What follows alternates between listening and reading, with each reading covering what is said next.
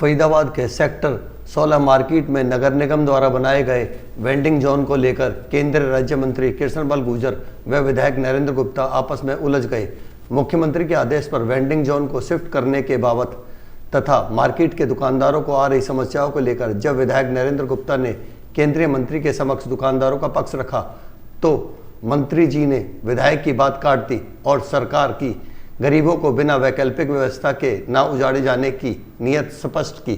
इस पर विधायक नरेंद्र गुप्ता ने कहा कि यदि सरकारी जमीन को कब्जा करके लाखों रुपए कमा रहा है तो इस पर संज्ञान लेना चाहिए या नहीं। विधायक नरेंद्र गुप्ता की इस बात पर जब स्थानीय दुकानदारों ने भी सहमति जताई तो मंत्री जी ने भी हाँ में सिर हिलाते हुए नए साल का हवाला देकर बात को टाल दिया। लेकिन विधायक नरेंद्र गुप्ता ने स्पष्ट रूप से कहा कि यदि मुख्यमंत्री के आदेश है तो निश्चित रूप से उस पर अमल लाया जाएगा।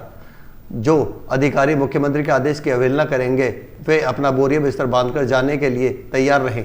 वहीं जब केंद्रीय राज्य मंत्री कृष्णपाल गुर्जर ने इस मामले में पूछा गया तो उन्होंने कहा कि निश्चित रूप से यदि मुख्यमंत्री ने इस मामले में कोई आदेश दिए हैं तो उनका पालन करवाया जाएगा। हालांकि इस आदेश का पालन कब तक होगा इस बात पर केंद्रीय मंत्री कोई स्पष्ट जवाब नहीं दे पाए। वहीं मार्केट एसोसिएशन के प्रधान आलोक शर्मा ने कहा कि इस मामले में कहीं कोई सुनवाई नहीं हो रही है। जितनी दुकानें अलॉट की थी उससे कई गुना अवैध रूप से चल रही हैं। नगर निगम अधिकारी सब कुछ जानते हुए भी कोई संज्ञान नहीं ले रहे हैं, जिससे दुकानदारों को काफ़ी नुकसान हो रहा है। पार्किंग के अभाव में सेक्टर 15 में ग्राहकों की संख्या में लगातार कमी आ रही है। और ये हमारी अंतिम महोदय तो जयंत महोदय तो अलग सोचती हैं कि इस 28 रेडियो को हमने सर्टिफिकेट दिया। हम 28 को नहीं हटाना चाहते और 28 का ब्रांडिंग जोन बनाने का मतलब ये है द्वारका प्रसाद को 25 बार बुला लिया।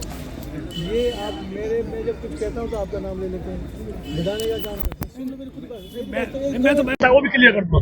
मैंने फरीदाबाद में अच्छे प्रशासन को कह रखा है, किसी भी झुग्गी वाले को रेडी वाले को तब तक नहीं हटाना जब तक उनके लिए जगह नहीं मिले।